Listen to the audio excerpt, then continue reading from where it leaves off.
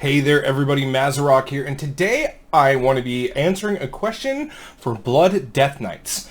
Kyrian versus Night Fae. Before we get into it, please like, comment, subscribe, all that fun stuff. It goes such a long way to helping out the channel, which I'm flabbergasted by all the support you guys have been giving me. We are so quickly reaching 4K subs.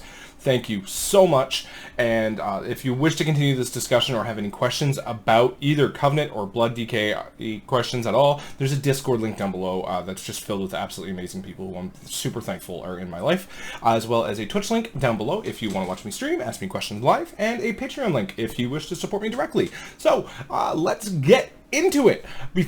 Actually, just before we get into it, not an advertisement, I just want to say I'm not going to be going in depths on each. I'm going to be giving the basic rundowns on Kyrian and Night Fae to keep this video short, because if I go in depth to each as a guide, this thing's going to be almost an hour long. So lots of things to be going out there. I am going to be putting the link for the Kyrian rotation tips that I have already made that I still really like down below if you have any questions about the Kyrian rotation for Blood Death Knight. And if you wish to build the Night Fae DK, Blood DK build that is currently being talked about on which is better, Dark Mech already did a couple days ago a fantastic video, goes crazy in depth, and had like all of the big Blood DK minds work him through it and do all the theory crafting and all that fun stuff, more than I could ever do by myself. So I'm just going to link that Dark Mech video down below if you want to try and build the Night Fae build, but I'm going to give you the rundown on both and which can be better or what or have you not, because if you ask some of the top tanks in the world right now for Blood DK, some people really love Night Fae, some people really love Kyrian, and it's pretty split. So with Kyrian, you get the Shackle the Unworthy, or Unshackle the Worthy, Shackle, sorry, coffee's got to start working itself. You get the Shackle the Worthy ability, which gives you a bunch of free runes throughout the dungeon. And the way to do this is when you're starting a pull, you start off with your Dancing Rune weapon, you heart strike a bunch until your runes are pretty much depleted based on the number of mobs that you're fighting, right? So if you're fighting 5, try and go down to 5, then you hit Shackle, then you start heart strike spamming, and as you do that, your rune bar is actually going to fill up for each spread of Shackle. So where you think you're actually depleting your rune in the Season 1 and 2 mentality of having to keep 2 or 3 available for what you need to do for your rotation is pretty much gone with the current tier set and how that works. Because right now, the entire goal is to keep Dancing Rune Weapon going as long as possible. You want 100% effective uptime in dungeons. Sometimes it might drop off towards the end of a pull and you don't want to refresh it, so you have it for the next, which is kind of fine, but the goal is to have it up all of the time. If you're in combat, you basically want Dancing Rune Weapon. So what you do is you hold off on Shackle. You do not want to use it on pull, because you're wasting free runes. If you have all 6 runes available and you hit Shackle and start spreading, you're not getting free runes, right? You're just not spending runes, which is different. So what you do is you heart strike until you've almost depleted your runes, then you hit Shackle and you're going to watch your runes just stockpile right back up, and then once the spread of Shackle has finished spreading, then you want to start your rune management as you did in Season 1 and 2, keeping 2 or 3 available while constantly upkeeping Dancing Rune Weapon, right? For example, in the last dungeon that I did a 17 lower last night. I cast Heart Strike 853 times. And most of those are from free runes from Shackle. Yes, it's a very big play and allows for a much easier rotation to keep Dancing Rune Weapon up and going. For this, you obviously want to use Mechanicos, go down, get the extra haste, because Blood DK loves haste, and you want to reduce the time of Shackle the Unworthy, so then that way you can get more free runes. If it's on a 40-second cooldown versus 1 minute, you get to use it that many more times, and you get so many more free runes in pulls. That's kind of the core and the basis. The stats for this that you want to use are haste and versatility, and that's pretty much it, right? That's what you want to do. You want to stack haste verse for this. You don't want to dump crit, but you don't want to stack it too high, and mastery is still kind of an okay stat. Like, there's no bad stat for Blood, but Mastery is not the stat that you want to have very high of. Haste is very key to this because Haste directly affects rune generation, which is going to also affect Night Fae, but we'll talk about that in a second. File is okay, whatever. It's nice to have it, but it's not necessarily needed, especially because you usually go towards the left on Mechanico, so you're popping your free file so often that it's kind of not used when you want it, because you want the extra potency slot. So, on necrotic weeks, I obviously swing it to the right, so then that way I'll sacrifice some damage to have, you know, a necrotic clear when I need it. But that's the basis for Kyrian, and it's a much easier game style to play and manage, and Dancing Rune Weapon has a very easy upkeep.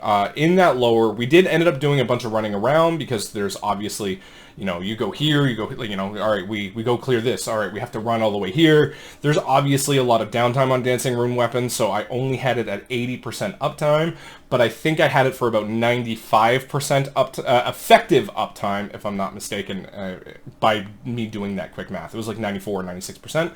It basically didn't drop, or when it did drop, I already had another one to refresh it and keep it going. So that's the Kyrian we all know and love. Well, maybe not love, but that's the Kyrian we all know. Night Fae Blood DK. So we'll give you let's give you the rundown on this. Death and Decay becomes Death's Due. And what Death's Due does is it completely replaces your D&D and allows you to Heart Strike, Cleave type of deal. It will hit an additional enemies within the area, as well as it will put a debuff on the target. So its base version, Death's Due, reduces damage enemies deal to you by 2% and increases the up to a maximum of 8%, and their power is transferred to you as an equal amount of strength. So you want to keep this debuff going. And the legendary for Night Fae, the strength's gain from Death's Due is increased by 3%. So it is a big strength buff that you can actually upkeep pretty much 100% of the time with proper play. As long as you are refreshing the debuff as Death's Due end, you will get another Death's Due within a couple of seconds, which you can place and then Heart Strike and refresh the buff, keeping that strength buff, which is pretty much equal to the Kyrian one, a little bit better, but you can have it 100% of the time instead of 8 seconds every 40 seconds in mobs and packs, right? So strength, as I learned from recently, actually directly affects parry just as much as crit does. So with the Night Fae build, you want to have a high crit because you are losing a lot of rune generation from not having the free rune generation from Shackle, right? So your rotation becomes much more punishing and much more exacting, for you need to know what to be able to do, and you're relying on a very high parry to extend your Dancing Rune Weapon, right? Because if you parry an attack, your Dancing Rune Weapon will Heart Strike out, extending itself. So you want to have a base crit of, I think it's around 25%, where you can actually upkeep the strength buff, upkeep the crit buff, and all of that fun stuff, giving you an 85 to 90% parry with pretty good gear. Like, you need to spec around this, and you need to build around this. If you're running a high haste verse build, swapping over to Night Fae, you're going to have a little bit harder of a time, because you are relying on Dancing Rune Weapon's extension coming from that very high parry. But at the same time, you don't want so high of a parry where it's kind of negating itself type of deal. There's a weird math involved in this, and honestly, it's a very punishing rotation. If you screw it up, you can lose your Dancing Rune Weapon for a much longer time than you'd like, and losing Dancing Rune Weapon means you're going to become much squishier. So you want to have a higher base crit for this on your gear, because crit is not a bad stat. It's just never really been viewed as a great stat for Blood, but with this build, it is actually almost imperative that you have a 20 to 25% crit to make your parry go up to 80 to 90%. I was testing this on dummies, and unfortunately my crit is fairly low because I've been stacking haste first.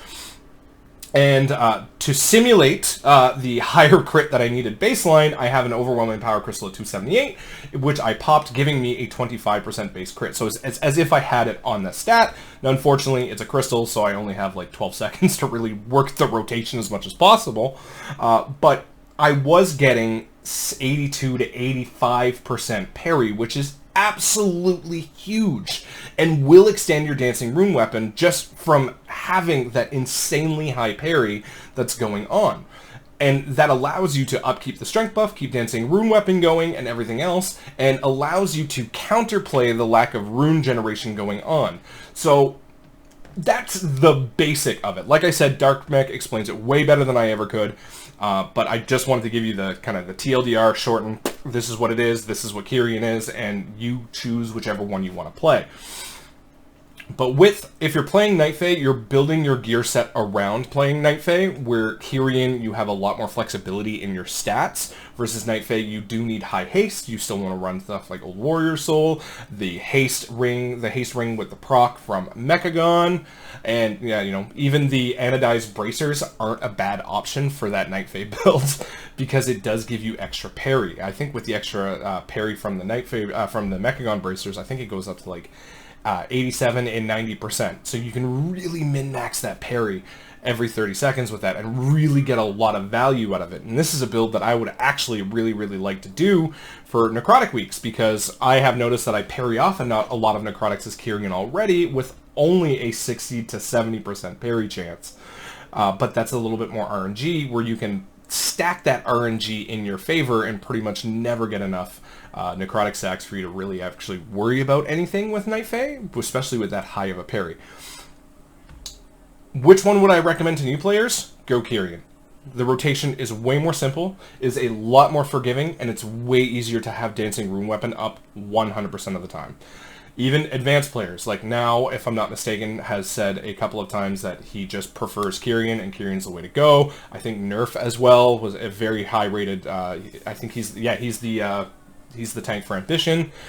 So there's a lot of top tanks that are just saying stay Kyrian, but there's a lot of top tanks that are going to say, hey, Night Fae's insanely good as well. But for newer players, Night Fae can be excruciatingly punishing.